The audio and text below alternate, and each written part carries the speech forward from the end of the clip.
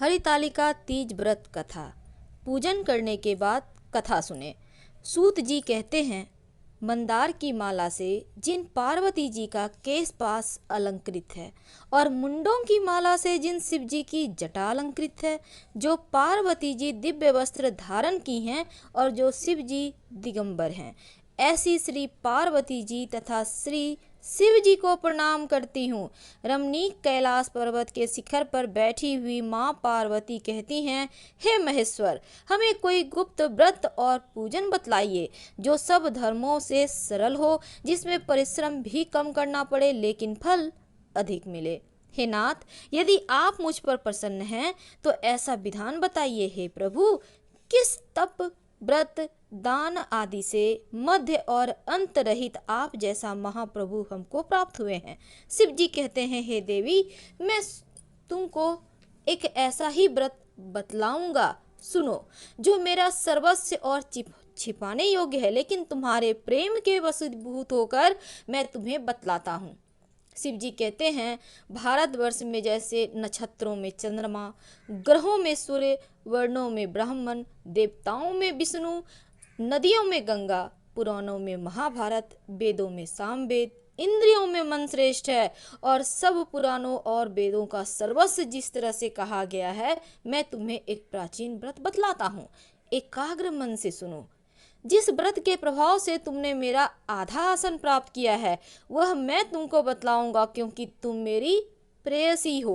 भाद्रपद मास में हस्त नक्षत्र से युक्त शुक्ल पक्ष की तृतीया तिथि को उसका अनुष्ठान मात्र करने से स्त्रियां सब पापों से मुक्त हो जाती है। हे देवी, तुमने आज से बहुत दिनों पहले हिमालय पर्वत पर इस व्रत को किया था, यह वृतांत मैं तुमसे कहूँगा। पार्वती जी ने पूछा, हे नाथ, मैंने क्यों यह व्रत किया था और यह सब आपके मुख से सुनना चाहती हूँ। उत्तर की ओर एक बड़ा रमणीक और पर्वतों में श्रेष्ठ हिमवान नामक पर्वत है।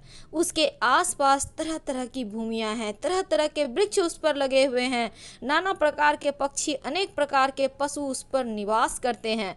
वहां पहुंचकर गंधर्वों के साथ बहुत से देवता, सिद्ध, चारण, पक्षीगण सर्वदा प्रसन्न मन से विचरते हैं। वहां पहुंचकर गंधर्व गाते हैं, अप्सराएं नाचती हैं। उस पर्वतराज के कितने ही शिखर ऐसे हैं जिसमें स्फटिक, रत्न, वैदूर्य मणि आदि की खानें भरी हैं। यह पर्वत ऊंचा तो इतना अधिक है कि मित्र के घर की तरह समझकर आकाश को स्पर्श किए रहता है। उसके समस्त शिखर सदैव हिम यानी बर्फ से आच्छादित रहते हैं और गंगा जल की ध्वनि सदा सुनाई देती रहती है। हे पार्वती, तुमने बाल्यकाल में उसी पर्वत पर तपस्या की थी। 12 वर्षों तक तुम उल्टी टंग कर केवल धुआं पीकर रही। 64 वर्षों तक सूखे पत्ते खाकर रही। माघ मास में तुम भरी दोपहरिया में पंचाग्नि तापती और जल में श्रावण माह में बैठी रहती। श्रावण में जल बरसता तो तुम भूखी प्यासी रहकर मैदान में बैठती। तुम्हारे पिता इस तरह के कष्ट को सहन देखकर बड़े दुखी हुए। वे चिंता में पड़ गए कि मैं अपनी कन्या किसको दूं। उसी समय नारद जी आ गए और कहते हैं, नारायण नारायण। मुनि श्रेष्ठ नारद जी उस समय तुम्हें देखने गए थे। नारद जी को देखकर गिरि ने अर्घ, पाद्य, आसन आदि देकर उनकी पूजा की और कहा कि हे स्वामिन, आप किस लिए आए हैं? मेरा अहोभाग्य है, आपका आगमन मेरे लिए अच्छा है। नारद जी कहते हैं, नारायण नारायण। हे पर्वतराज सुनो, मैं भगवान विष्णु का भेजा हुआ आपके पास आया हूँ। आपको चाहिए कि यह योग्य कन्या रत्न किसी योग्य वर को दें। भगवान विष्णु के समान योग्य वर ब्रह्मा, इंद्र, शिव जी, इनमें से कोई नहीं है। इसलिए मैं यही कहूँगा कि आप अपनी कन्या भगवान विष्णु को ही देवें। हिमवान ने कहा, भगवान विष्णु स्वयं मेरी कन्या ले रहे हैं और आप यह संदेश लेकर आए हैं, तो मैं उन्हें अपनी कन्या दूंगा। अब हिमवान की इतनी बात सुनकर मुनिराज नारद आकाश में विलीन हो गए। वे पीताम्बर, शंख, चक्र और गदाधारी भगवान विष्णु के पास पहुँचे। वहाँ हाथ जोड़कर नारद जी ने भगवान विष्णु से कहा, हे देव, सुनिए, मैंने आपका विवाह पक्का करा दिया।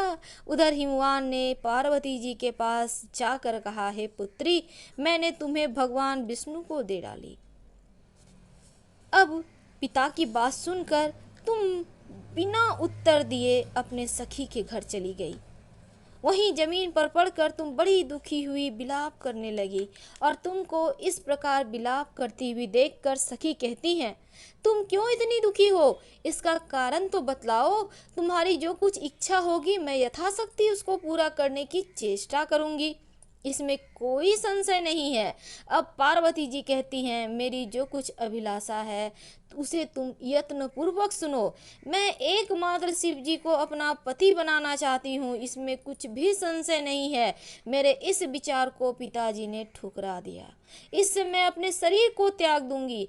पार्वती जी के इस बात को सुनकर सखियों ने कहा कि शरीर का त्याग ना करो, चलो किसी ऐसे वन में चलते हैं जहाँ पिता को पता ही ना लगे।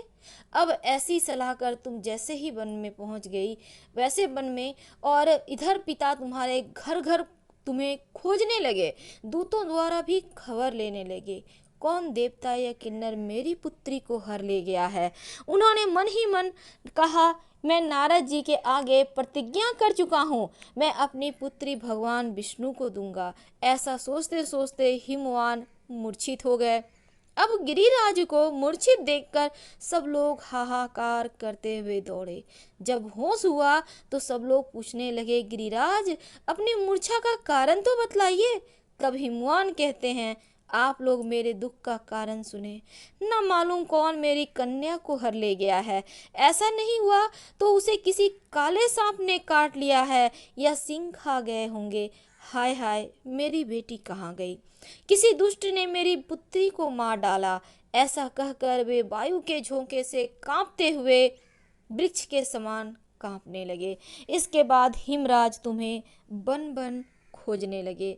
वह वन भी सिंह, भालू, हिंसक जानवरों से भरा हुआ था और भयानक भी हो रहा था। वह वन भी, तुम भी अपनी उसी वन में सखियों के साथ उस भयानक वन में चलती चलती एक ऐसी जगह जा पहुंची जहां एक नदी बह रही थी। उसके रमणीय तट पर एक बड़ा ही सुंदर बड़ी सी कंदरा थी। तुमने उसी कंदरा में आश्रम बना लिया और मेरी एक बालुकामयी प्रतिमा बनाकर अपनी सखियों के साथ जब भाद्रपद शुक्ल पक्ष की हस्तयुक्त तृतीया तिथि को प्राप्त हुई, तब तुमने मेरा विधिवत पूजन किया। रात भर जाग कर गीत वाद्य आदि से मुझे प्रसन्न करने में बिताया। उस ब्रजराज के प्रभाव से, व्रतराज के प्रभाव से मेरा आसन डगमगा उठा, जिससे मैं तत्काल उस स्थान पर जा पहुंचा जहां तुम अपनी सखियों के साथ रहती थी। वहां पहुंचकर मैंने तुमसे कहा कि मैं तुम पर प्रसन्न हूँ, बोलो क्या चाहती हो। तुमने कहा, हे मेरे देवता, यदि आप मेरे ऊपर प्रसन्न हैं तो मेरे पति बने। मेरे तथास्तु कहकर कैलाश पर्वत पर वापस आने पर तुमने वह प्रतिमा नदी में प्रवाहित कर दी और सखियों के साथ उस महाव्रत का पारण किया। हिमवान भी तब तक उस वन में तुम्हें खोजते हुए आ पहुंचे और चारों दिशाओं में तुम्हारी खोज करते करते बड़े व्याकुल हो चुके थे, इसलिए तुम्हारे आश्रम के समीप पहुंचते ही गिर पड़े। थोड़ी देर बाद उन्होंने नदी के तट पर दो कन्याओं को सोते हुए देखा। देखते ही उन्होंने तुम्हें छाती से लगा लिया और बिलख कर रोने लगे। फिर पूछा, पुत्री, तुम सिंह, व्याघ्र आदि जंतुओं से भरे इस वन में क्यों आ पहुंची? पार्वती जी कहती हैं, हे पिताजी, मैंने पहले ही अपने आप को शिव जी के हाथों सौंप दिया था। आपने मेरी बात ही टाल दी, इसलिए मैं वहां से चली आई। हिमवान ने सांत्वना दी कि पुत्री, मैं तुम्हारी इच्छा के विरुद्ध कुछ नहीं करूंगा। वे तुम्हें अपने साथ घर ले आए और मेरे साथ तुम्हारा विवाह करवा दिया। इसी से तुमने मेरा अर्धासन पाया है। इस व्रत का नाम हरितालिका क्यों पड़ा? क्योंकि तुमको सखियों के द्वारा हर ले गई थी तुम, इसीलिए इसका नाम हरितालिका पड़ा। तब से आज तक इस व्रत को किसी के सामने प्रकट करने का अवसर प्राप्त नहीं हुआ था, लेकिन आज मैं तुमसे कहता हूँ। पार्वती जी कहती हैं, प्रभु आपने नाम तो बताया, पर अब इसकी विधि भी बतलाइए, इसका क्या पुण्य है, क्या फल है, व्रत कौन करे।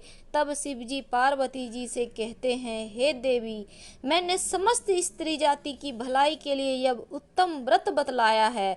जो स्त्री अपने सौभाग्य की रक्षा करना चाहती हैं, वह यत्न पूर्वक इस व्रत को करे और इस व्रत को करने के समय केले के खंभे आदि से सुशोभित एक सुंदर मंडप बनावे। उसमें रंग बिरंगे रेशमी कपड़ों से चंदोबा लगाकर चंदन आदि सुगंधित द्रव्यों से वह मंडप लिपवावे। फिर शंख, भेरी, मृदंग आदि बजाते हुए बहुत से लोग एकत्रित होकर तरह तरह के मंगलाचार करते हुए उस मंडप में पार्वती और शिव जी की प्रतिमा स्थापित करे।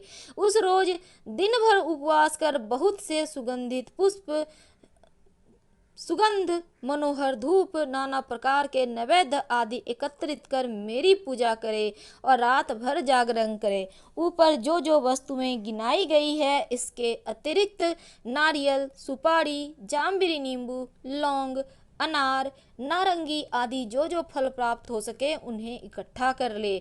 उस ऋतु में जो फल फूल मिल सके विशेष रूप से रखे। इसके बाद धूप दीप आदि से पूजन कर प्रार्थना करे, हे शिवे, शिव रूपिणी, हे मंगले, सब अर्थों को देने वाली हे देवी, हे शिव रूपे आपको नमस्कार है, हे शिव रूपे आपको सदा के लिए नमस्कार है, हे ब्रह्म रूपिणी आपको नमस्कार है, हे जगदात्री आपको नमस्कार है, हे सिंहवाहिनी, संसार के भय से भयभीत मुझ दीन की रक्षा करें। इस कामना की पूर्ति के लिए मैंने आपकी पूजा की है। हे पार्वती, मुझे राज्य और सौभाग्य दें, मुझ पर प्रसन्न होवे। इन्हीं मंत्रों से माँ पार्वती और शिव जी की स्तुति करें और तदंतर विधि पूर्वक कथा सुने। ब्राह्मणों को वस्त्र, गौ, स्वर्ण आदि देवे। इस तरह एक चित्त होकर स्त्री पुरुष दोनों एक साथ पूजन करें। फिर वस्त्र आदि जो कुछ हो सके उसका संकल्प करें। और हे देवी, जो स्त्री इस प्रकार पूजन करती हैं वह सब पापों से छूट जाती हैं, उसे 7 जन्म तक सुख सौभाग्य प्राप्त होता है।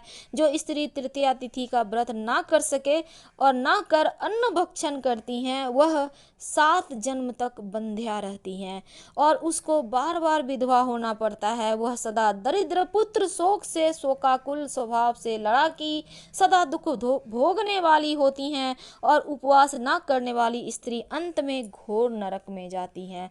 मांसाहार करने से बाघिन होती हैं, दही खाने से बिल्ली होती हैं, मिठाई खाने से चींटी और कुछ ना खाने से मक्खी होती है।